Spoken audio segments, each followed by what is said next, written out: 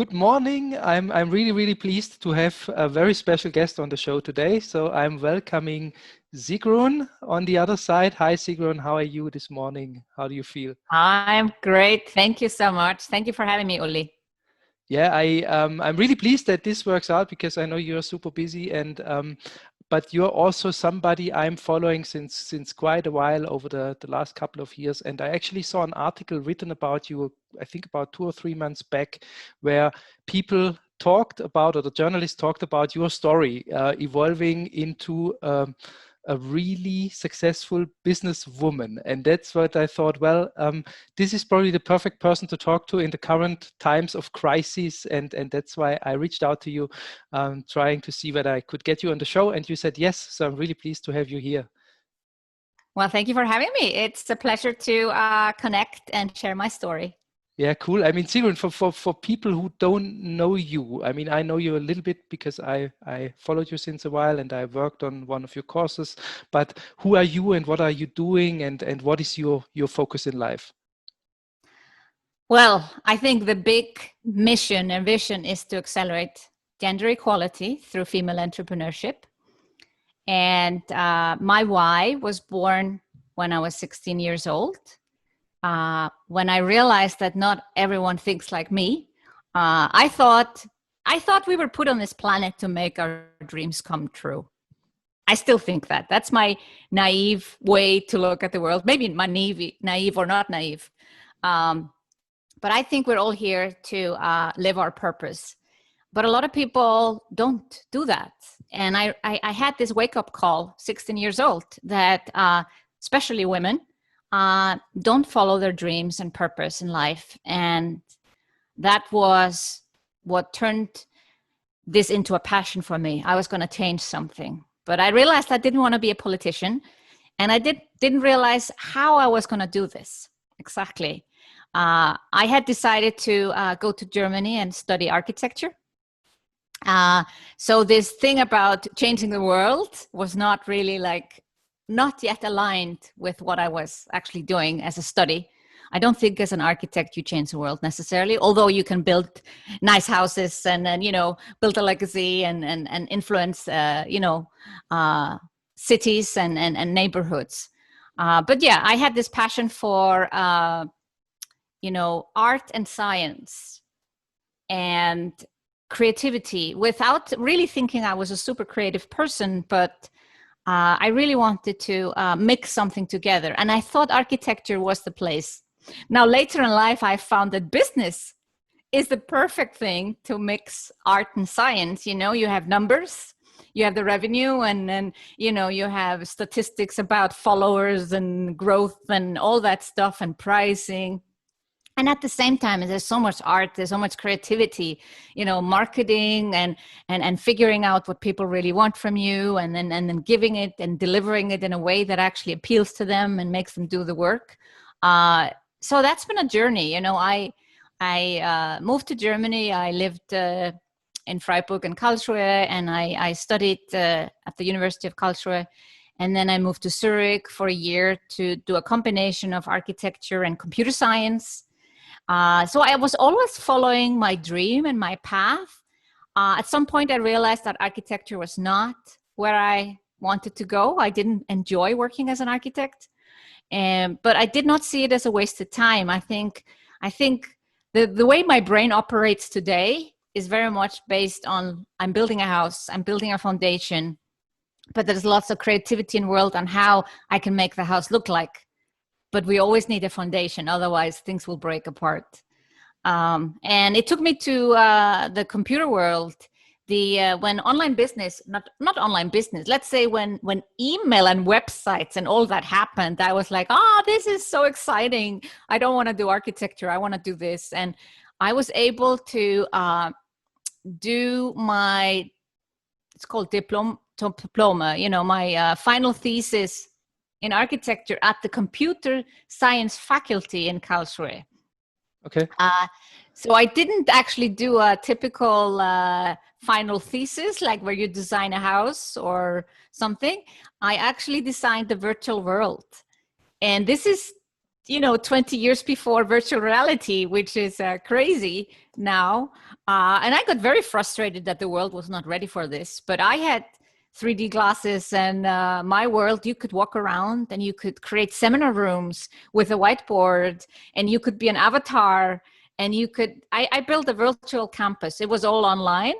But yeah, this is over 20 years ago. So I was sad. I'm sad to see that virtual reality took so long. So I gave up. Okay, I didn't want to be in an industry that didn't move forward. So I went into a more traditional software IT industry. I was a CEO for 10 years in the IT industry. And eventually it took me where I am today. Yeah. So it's all a long story, but that was a fast summary. So you were really ahead of your time, and I think you still are at the edge of what's possible today. And when I actually caught the newspaper headline, it said something like from unemployable to being a millionaire. I think it was framed a little bit in that way. So yeah. So what are you up to today? What is your business today, and how do you bring this vision into the world, which you already had at the time? So my business today is a multiple 7-figure business. We have about 12 people on the team, some full-time, some part-time. I have 4 main programs, depending on where people are in business. My ideal client is a woman. Although I do have men like Uli. Yeah, exactly. I have the nice men. The nice men come. And I really take people on a path. People have been with me. Many people have been with me many, many years. They start in the SOMBA program. That's where people learn how to create an online course. And they learn about launching and all these online marketing phrases. And they learn to implement. And then my next program is Momentum. That's where people, learn how to get to 10,000 or 20,000 a month in revenue. Because that's the thing. A lot of people are not earning enough in online business. They are dabbling. They're trying things out, and they earn, 1,000 here and there. And I really want to help people have consistent income through a mixture of launches and not launches. Like there's ways to earn money online without launching, but I love in the mixture. I think you need the mixture of both launching and evergreen, and just learning how to also write emails that sells. And then I have a program, VIP. This is where my customer is already making 250,000 and wants to scale up to 500,000. And then I have a brand new program that's been running this year. I call it Red Circle. That's for people who are already making 500,000 and want to cross $1 million. And I feel very proud to say that in this program, that I have people in this program that have been with me through the whole path from the very beginning of their online business, and now they're going to make $1 million this year. And there's like a what do you call it? It's a motherly feeling, or like a parent that says like, oh, here, my, my child has come through all these stages and is now kind of graduating. Not that everyone wants to make $1 million. I don't think that should be everyone's goal. But there are people who want to change the world. It's honestly not about money, even if I talk so much about money. It is really about impact. The more income you have, the more impact you can have. Yeah, and what do people who are on your courses, on your programs, what do they then typically do in life? How do they impact society? What would be typical profiles that follow you and which you help to become successful? There is such a wide range that it would be almost impossible to talk about them all. But I can give you a few examples of those who, are really, as I said, making an impact through their income. We can talk about health related. There's a lot of, health coaches, nutrition coaches that are making good money and having a good impact. And the ultimate impact for me is you're no longer, or let's say you're not just helping customers, you're not just helping individuals, but you're actually educating the people who can educate the individuals. Mm-hmm. Yeah. So this can be done through certification programs or creating some sort of an academy or online universities, or, I call it like SOMBA, Sigrun's online MBA. Basically, these people have, through my programs, created 2 layers in their business. And sometimes they've moved completely into train the trainer type of role. And that's where you can have a lot bigger impact. When you teach people to do what you do, then you can multiply your effect and help more people. And that's ultimately what a lot of those who have already reached, those higher stages in an online business, they have started to teach others to do what they do, and not as a business coach, as a method, whether it's nutrition or dog training or, health coaching in some sort of a way, fitness coaches. We have stylists, many ways. And they often move to that point where, okay, now I want to teach other people to do what I do.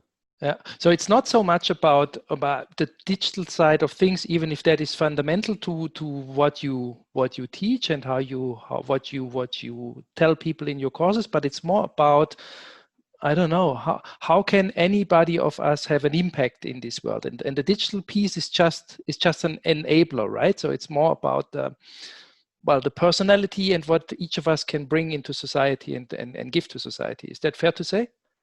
Absolutely. And I think I feel very fortunate because for a long time people said, oh, probably all your clients are marketing coaches or business coaches and they just want to learn what you do, Sigrun. And I'm like, no, that's actually not the case. I have the opposite experience.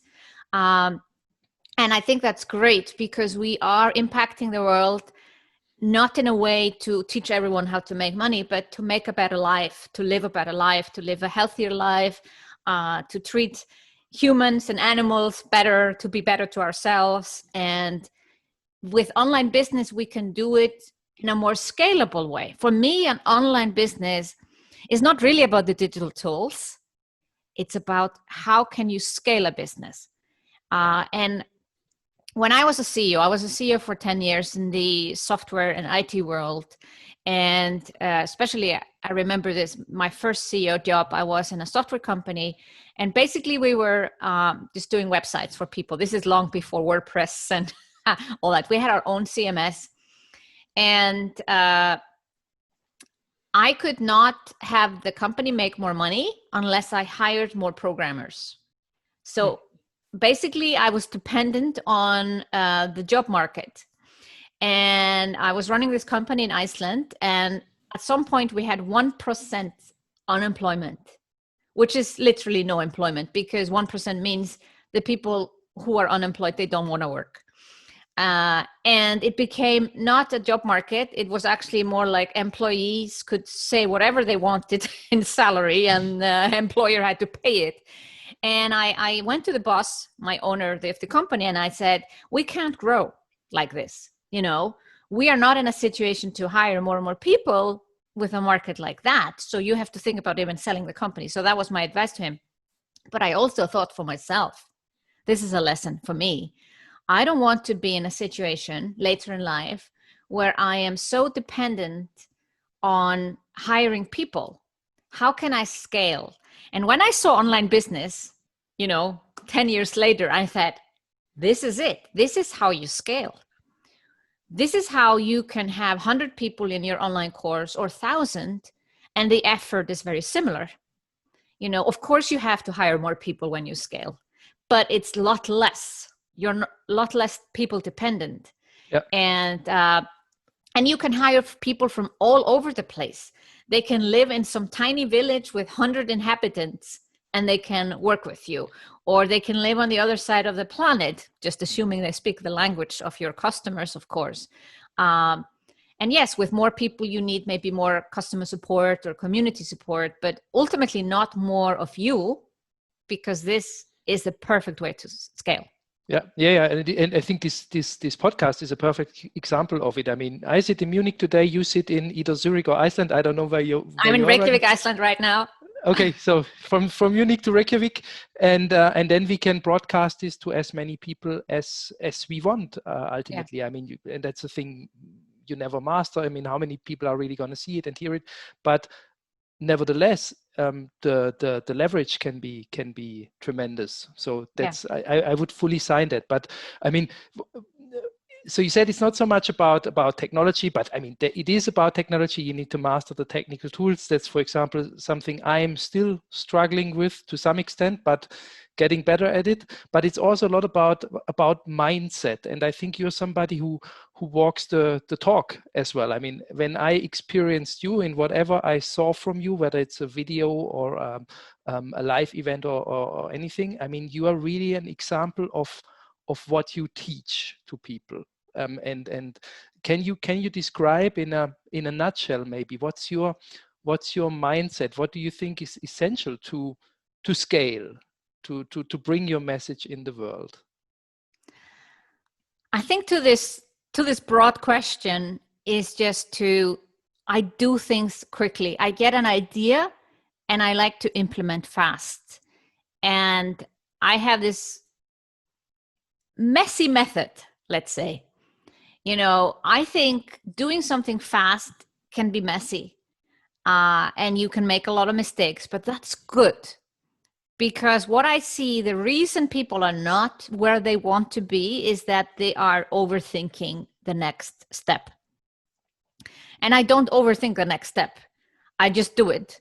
And it's not going to be perfect the first time I do it, but all the programs I have today, and all the great success stories we have with our clients, it's because I took a fast decision. Just one example, I had this program SOMBA, and I created it in January 2017, and I took, like 2 years to create all the content, and people were in the program for 2 years to enjoy the content. But 1.5 years into the program, I realized people are not consuming all the content. They're not doing all the work. So I decided from one day to the next, I would create something that I call SOMBA Summer School within the program for free for the clients, which I could have sold it separately, but I decided I got to get these people to take action. They have paid me money. I don't want them to just sit there and do nothing. Like, I'm really passionate about people doing the work, because I don't want to just get money and people don't do anything with the program. So, but I decided this is on me. I need to change something to get them to do the work. It was not enough to just provide them with content. So from one day to the next, I decided I'm going to do SOMBA Summer School. And I had a rough idea what it was, but honestly, I didn't know exactly what I was going to do, to be honest. Yeah. So you grow with the program. Is that exactly? I just created the program on the fly, and it turned out to be one of the best things that I have done in my business. People still come to me today and said, "Hey, I participated in that first SOMBA Summer School you did, and it changed everything. Where was this? Why didn't you create this earlier?" And I'm like, it came out of frustration. I think many of my best ideas come from frustration, and my frustration was that my clients were not doing the work. And I said, how can I get them to do the work? So I decided to make a fun competition, to have very clear deadlines, to give them content in bite-sized information, like you only need to know what you do this week. Next week, I will tell you what you need to do next week, and so forth. Now, as we are recording this, I'm running this process for the 5th time. So I did it just as a summer thing, 2018 and 19. And then, I was talking to people and talking about the amazing success stories. And then, my mastermind buddies in my mastermind in the US said, why don't you do this all the time? And I'm like, I got a little bit exhausted thinking about it because it's a lot of energy. It's a lot of me in the program. But I found a solution. I hired coaches. So I'm still there, but I don't have to do all the work. And now I have 18 also SOMBA students that are answering questions in the group. I have 2 coaches running the program. I'm still doing all the videos. I'm still in the group. I'm watching everything, reading everything. But I've created something scalable again to the example we were talking about. But it came from first doing it messy. I did all the videos in the Facebook group the first time, just Facebook Lives. Yeah. And there was a text. There was no teaching platform, nothing. And now actually we have all our teaching platform. And now I have to say, you have to go to the teaching platform and watch. So it's been interesting. Yeah. So just, I think it's starting and be willing to be a little bit messy. And I have never gotten a complaint from a client that said, Sigrun, this is not professional enough. Why are you just doing Facebook Lives? Why is this not on a teaching platform? Nobody has ever said that. And I think a lot of people think that if it's not perfect, that they shouldn't be putting it out there. But I think opposite. Just do it. Okay, so kind of you go with the prototype and then you evolve it on the go, and it's a bit of a trial and error approach as well. Yeah, we take notes. Yeah. So now since I have... especially I have one main coach with me, and we take notes as we're running the program, the questions that come up, and every time we improve it. So I actually re-record the videos. This is the 5th time. I'm still doing the videos, you know. This is probably, hopefully not the last time, but I'm saying I can probably reuse those videos. But we are in some ways now we're perfectionists, you know. I was messy in the beginning, you know, and answering all the questions. But now we want less and less questions, of course, because as we have more and more people in the program, we currently have over 300 going through this process this summer. You know, we want to avoid questions. So we always improve it. We always have things to read. I've added tech coaching, though, to your point, because even though I did a lot of videos and showed people exactly how to do something, this is the first time, and he just joined us, I don't know, a month ago or so. We have 1 hour a week tech coaching in the program.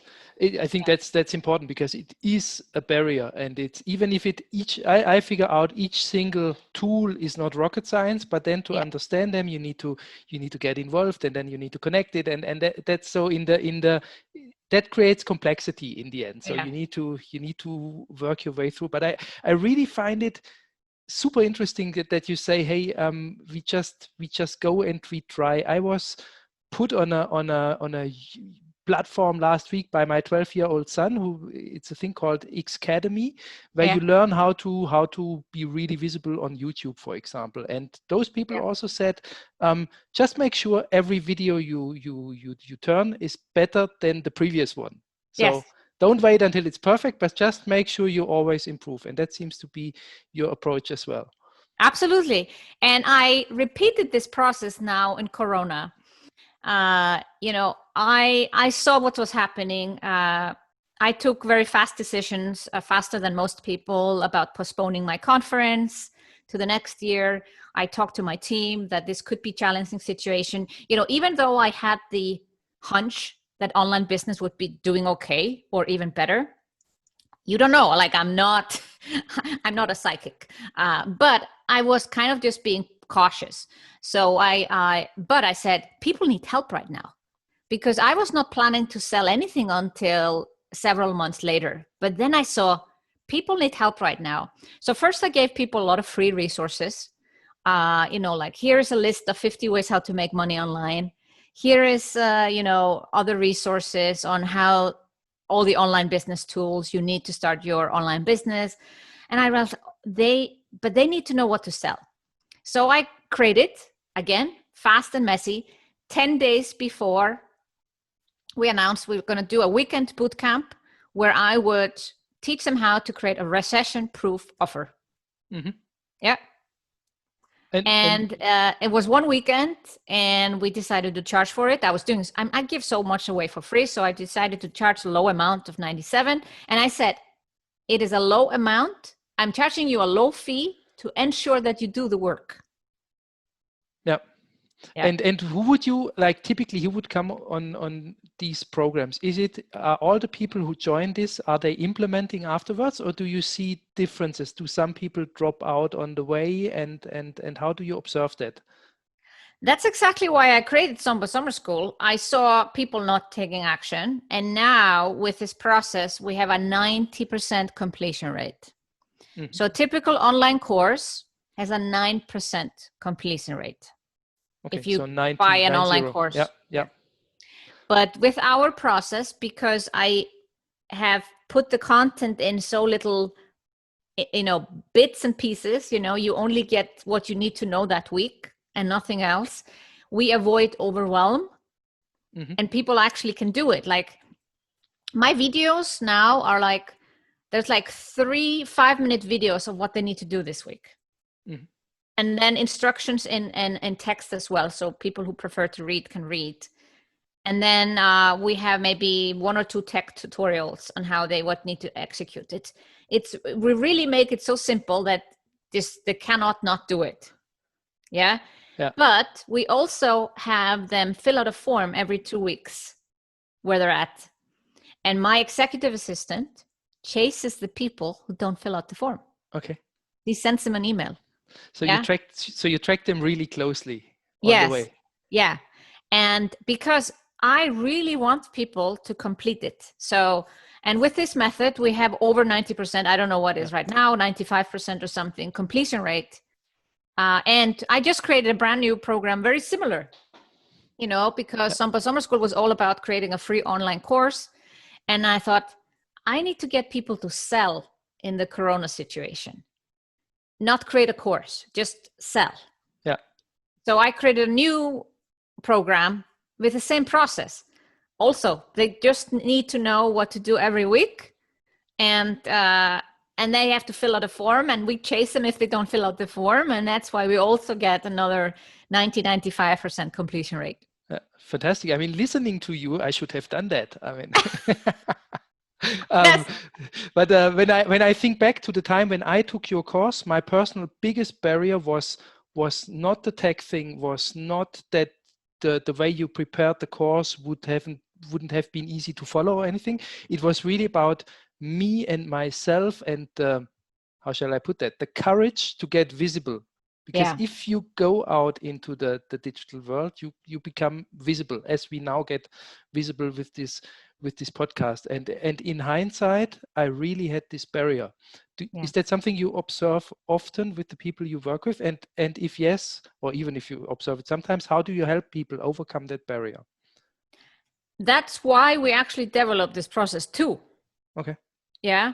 So the way I was teaching before, it still worked, right? As you said, it still worked. There was still good content, all of it. But people were in their head, they were worrying about everything. They were worrying about, as you said, you need a freebie website.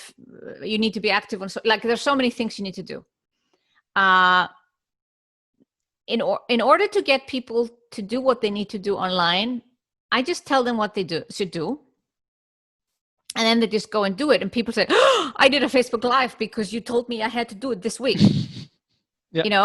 So the way we have been, as I said, I started this 2018. I was already in online business for a while and great success with my clients. But now I can see I can also get to those who are doubting themselves, because I just tell them this week you have to do a Facebook Live.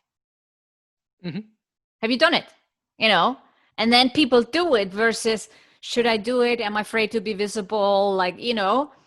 You can procrastinate forever.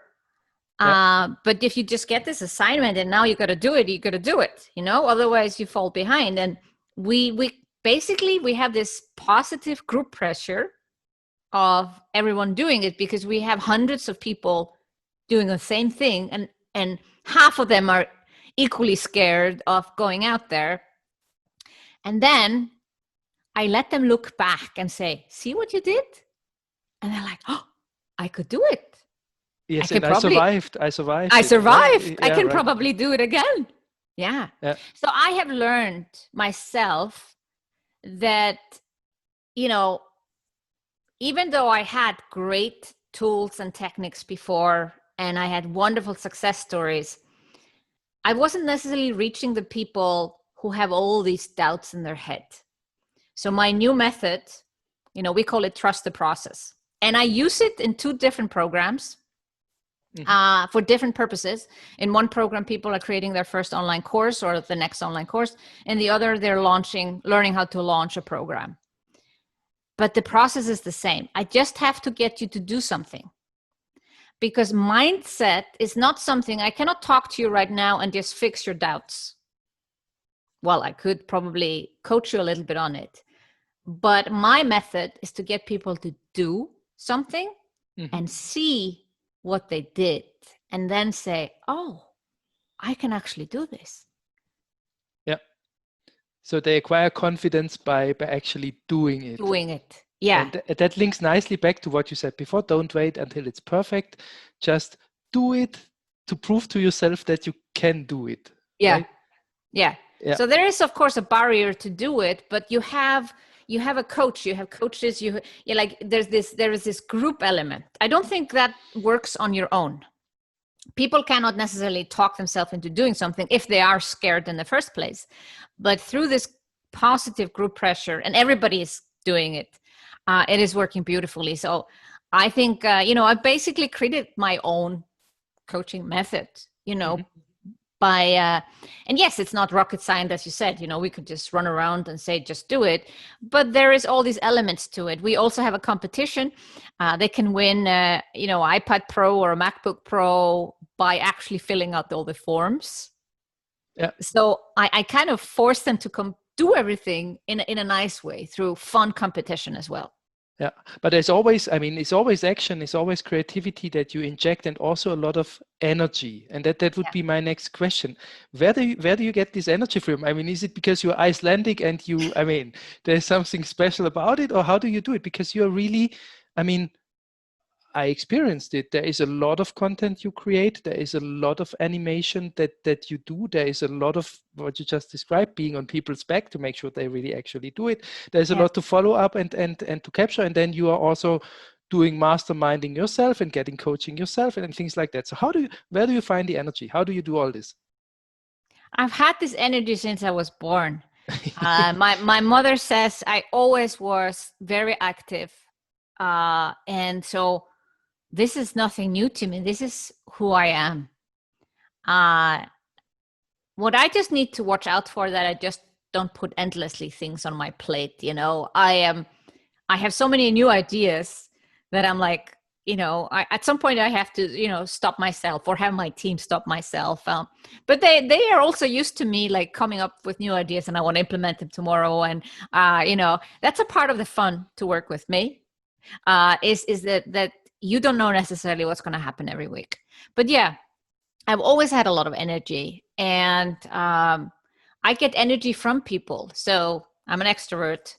I get energy from doing this work. It feeds me. So if I would just sit there and meditate or read a book or go on a walk all day, I don't get energy from that.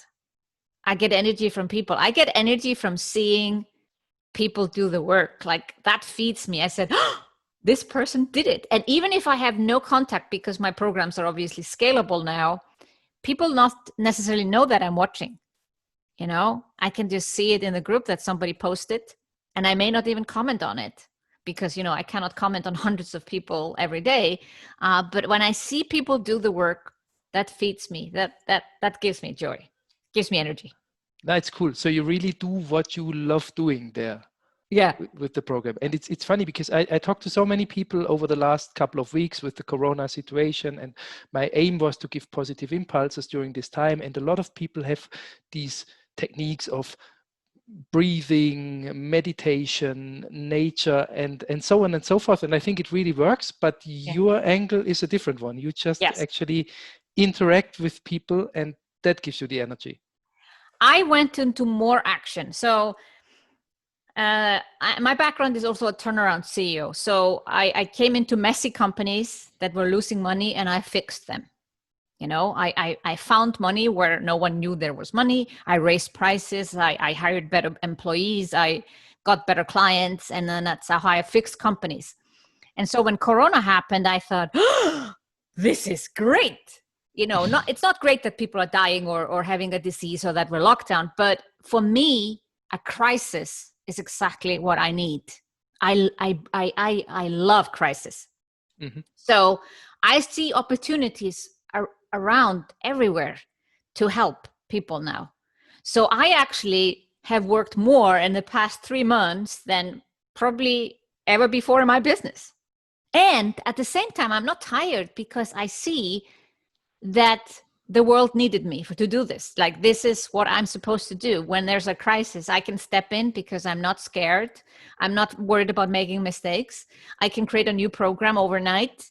I have that kind of brain, it's just like, that's what I do. And I don't like when things are normal. Like I need action. And so this has been, we have grown the business 76% in the last 3 months. We've already achieved our annual goal. I had a big annual goal for this year, but when Corona hit, I decided to, take it down. Mm-hmm. I thought maybe, I don't know what will happen. So now we've reached that goal. So now I have to set a new goal. Maybe I'll go back to my original goal. Yeah. And how important, but that's interesting. How important is that goal for you? It's very important. But I would say when I first made $1 million in my business, 2017, that was really, really important. That was like such a big milestone, not because of the money, because I invest most of the money back into the business, but it was this like, I have achieved this. Like, this is, I've done it. Now, as a woman also, it's important for me that women build big businesses, and I want to show everyone I can do it. It feels to me like a proper business as $1 million business, because I have always wanted to run a company. This is not a hobby for me. And I want to employ a lot of people. I think that's how we can also change the world, not just by helping our clients and having them help, but also employing people. So the $1 million was really important. I even have here a perfume on my desk, the $1 million perfume. Nice. Very nice. Yeah. So that was important, but something got lost after I achieved the $1 million. I did not have, even though I had a goal, like a financial goal, money needs purpose. Mm-hmm. It is not enough, even for someone who's very numbers driven like myself, it's not enough to just have a number. You got to attach it with some meaning. And the $1 million had a meaning. It had something like, oh, I have achieved this, or now I can show others that how to build $1 million business if they want to. And I don't think everyone should, because it also has problems with it to have a bigger business. Yep.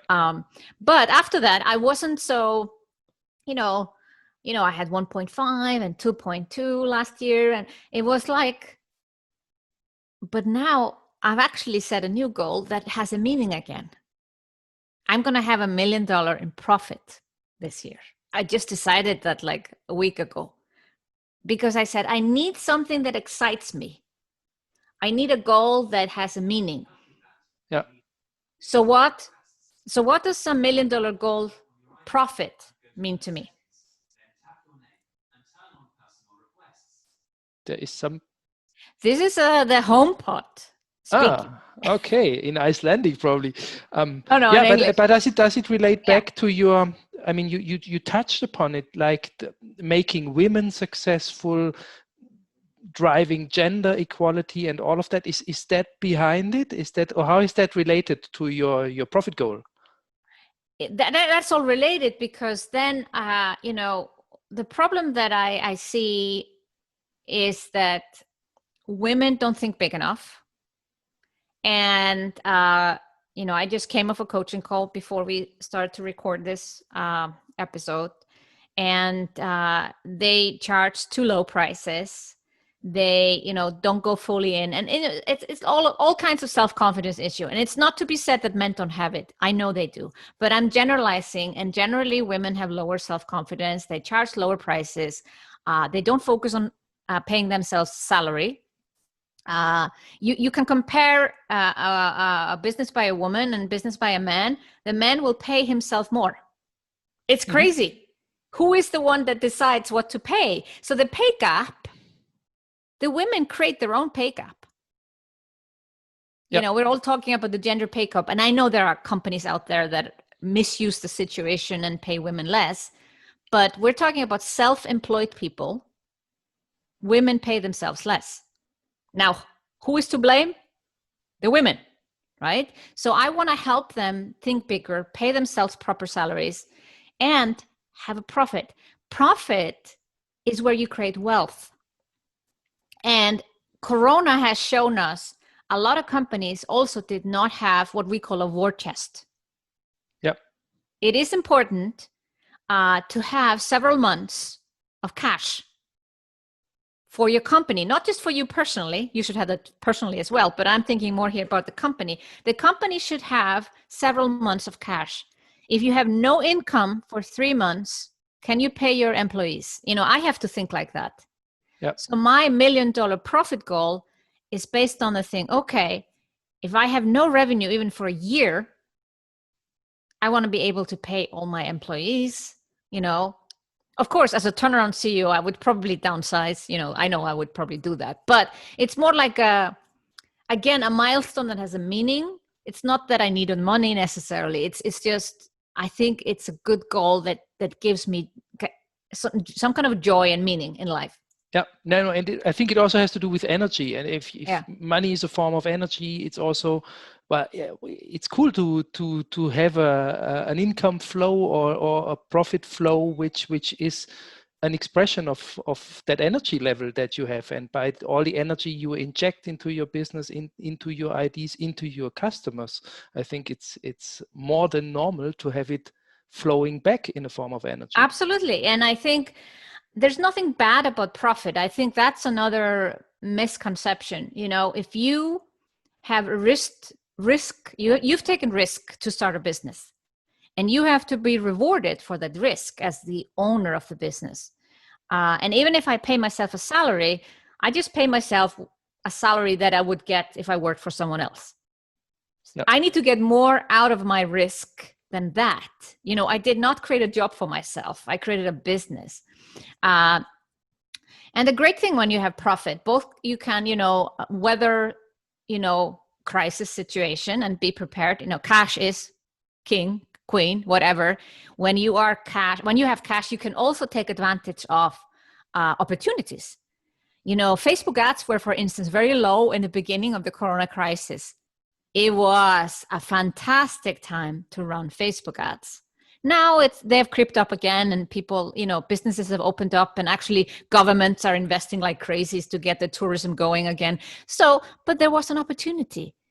And that's the thing. That's where you need cash. When there's crisis, there are these unique opportunities that never come back. Mm-hmm. And, you know, if anyone wants to invest in real estate, you know, it's going to be time some point this year where real estate prices have gone down as well, because people, you know, maybe have lost their jobs and, you know, cannot pay their mortgage or whatever.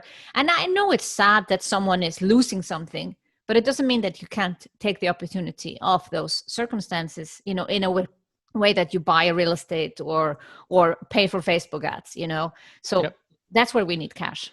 Yeah. So capturing the next opportunities. Where do you see things going now? I think there has been a tremendous shift towards digital in the last 3 to 6 months. I mean, caused by the situation. Where do you see the whole digital thing evolve to from here on? I think it's just going to go more. You know, there are a lot of people who are not online yet and want to be. And I've been working with many of these people in the last 3 months. You know, I got a lot of brand new clients, people who had been therapists, Qigong teachers, and, you know, as I said before, health, fitness, nutrition, leadership coaches, you know, working in companies and no company workshops being held.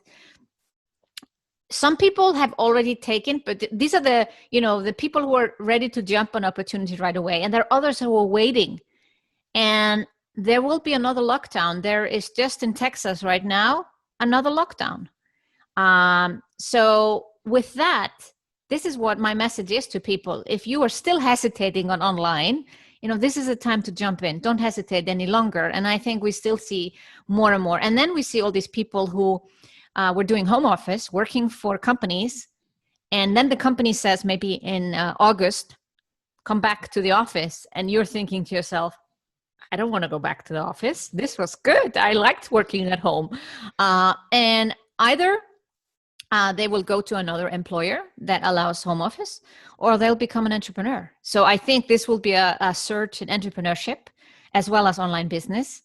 And I think everyone, those who are further in online business should think about scale and programs that fit this audience. And those who are not yet online, grab the opportunity. We're not going back.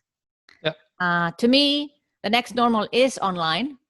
I like offline too. I like to have my conference next year. I'm planning it's going to happen June 2021 in Iceland. I also like doing retreats, but I think online is here to stay, and it's just going to grow. So anyone helping online entrepreneurs is in a good position to do so. Yeah, so sounds like. So if anybody who has seen or heard this, what we talk about today, if they want to get in contact to you, what's the best way to connect with you? And what's maybe the entry gate into your world? Yeah. Well, the best way is first to just go and listen to my podcast, The Sigrun Show. We have soon almost 400 episodes of fantastic content. And then at sigrun.com, we have all the information about my different programs. But yeah, I think the best way to get to know someone new in your life is to listen to them and see if you like what you hear. And then I'll introduce on my podcast from time to time any type of workshops or webinars that we might be hosting. Yeah, I can highly recommend the Sigrun Show. And if I hear that you have 400 episodes, that's another impressive number, because as a podcaster myself, this is show number 41, I think. So 400 is quite big. So yeah. Wonderful. If you have maybe a last thought that you want to give to our listeners today, so how should they approach the coming month? What's your recommendation how to get through the summer? Take action. I think a lot of people see the summer as a way to just go on holiday and not move their business forward. And this is exactly the reason I got so frustrated, 2 years ago. I saw the summer approaching and everyone was like, kids around. And I saw that the next 3 months would be wasted as a business owner. Mm-hmm. And I think you can go on holiday. I'm going on holiday next week. I was on a hiking trip in the last 3 days, but I'm running my online business. My business is not stopping. So don't stop your business, even if there is, holidays coming up. And there's never a bad time to sell. We just wrapped up our best SOMBA launch ever in June, in a time where a lot of people in Europe are afraid to sell. So work on your business also in the summer and take holiday. Yeah, wonderful. And I think a great perspective. Sigrun, thank you so much. This was high energy and I think a high value as well. So I hope everybody who listened to that had quite some personal value from this discussion, and was a pleasure talking to you. Thanks so much. Thank you so much for having me, Uli. It's a pleasure being here.